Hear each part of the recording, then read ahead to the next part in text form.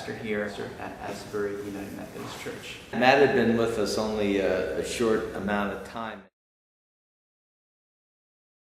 Just changing the topic a little bit, what's been your biggest joy in ministry?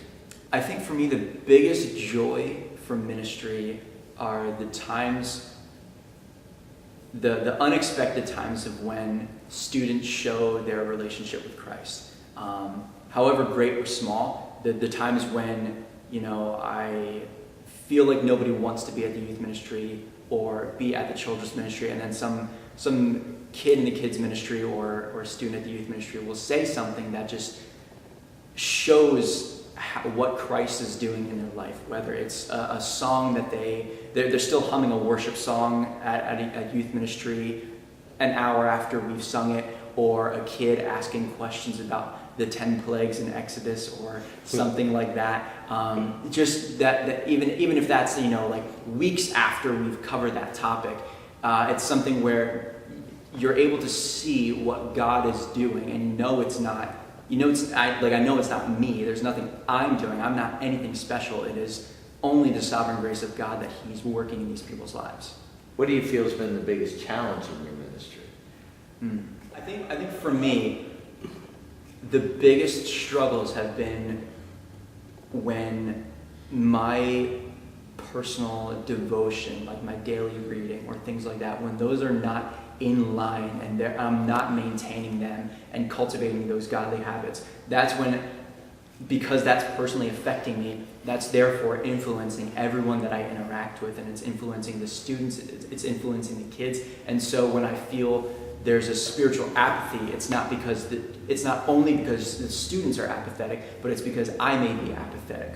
Or when they aren't thrilled to do something, it's because I'm not thrilled and I'm more focused on me during those times. Any Christian's relationship with Christ directly influences those around them, and much more so when we are in a position of leadership, whether in the church or in any place, but especially in the church, that we who are teachers and preachers or leaders of a specific ministry, because we are stewards of that ministry by God's grace, what we do and how we maintain our relationship with Christ impacts everyone around us. In the past couple of years, has there been something that's been especially dynamic in your ministry or a surprise to you? I think for me, it's when either preparing or preaching a sermon on a Thursday night with the youth ministry, how there's still this